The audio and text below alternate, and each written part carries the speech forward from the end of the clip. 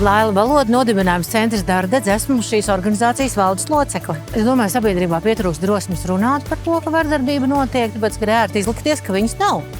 Jo tā ir ērtāk. Un it kā sports, mēs jau šeit runājam, sports ir tā vieta, kur no vienas puses ir vajadzība stingrība, un tad, kur tā robeža ir, kur tā stingrības ir pa daudz, to mēs dažkārt nepamanām vai negribam pamanīt. Īstenībā, ja godīgi, reizēm vecāku attieksmi pret to, jo mums ir bijušas situācijas, kur, teiksim, ir bērni, kuri saka saviem vecākiem, vecāki reaģē, un tad ir citi bērni, kas arī tajā ir iesaistīti, un viņi mums saka, liecieties mierā, viss ir kārtībā.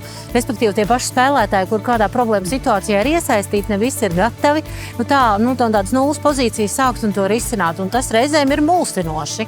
Vienam pieaugušam ir jābūt labam pieaugušam, kurš rada drošības sajūtu, jo atceramies vienu lietu, ka tu vari vislabākos sasniegumus radīt un parādīt tikai tad, ja tu esi emocionāli drošs, ja tu labi jūties, jo tiklīdz kā ir spriedze, trauksme, bailes, kauns, vainas sajūta vai kādas citas postošas emocijas, tā mēs nemaz no sevis to labāko nevaram dabūt ārā. Ja? Tā kā labvēlīgas vidas radīšana ir īstenībā labs pamatakmens, lai arī sasniegumi būtu vislabākie.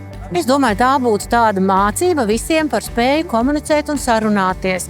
Un pats galvenais runāt arī par tēmām, kas nav ērtas. Ja? Nevis viņas ignorēt, bet patiešām par viņām runāt.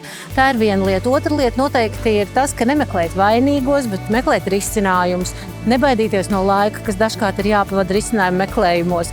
Nebaidīties no kontroversāriem viedokļiem. Reizēm varbūt arī pastrīdēties.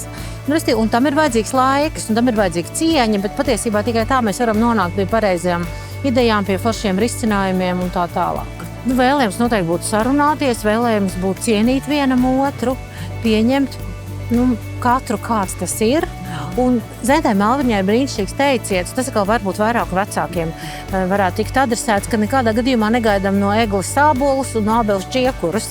Un tas reizēm atbild visiem jautājumiem, jo ja mēs sagaidām no bērna to, ko viņš nav gatavs sniegt, tad tie ir tikai konflikti. Vai mēs sagaidām varbūt no kāda pieaugušā kaut ko tādu, ko viņš nav gatavs sniegt, tur arī ir tikai konflikti. Un sports jau ir tāda pati dzīve, tikai ielikt nedaudz citos rāmīšos ar citiem noteikumiem. Un ja mēs tur praktizētu šo brīnišķīgo komunikācijas spēju un sapratnes spēju un vēlmi viens ar otru runāt, būtu daudz vieglāk.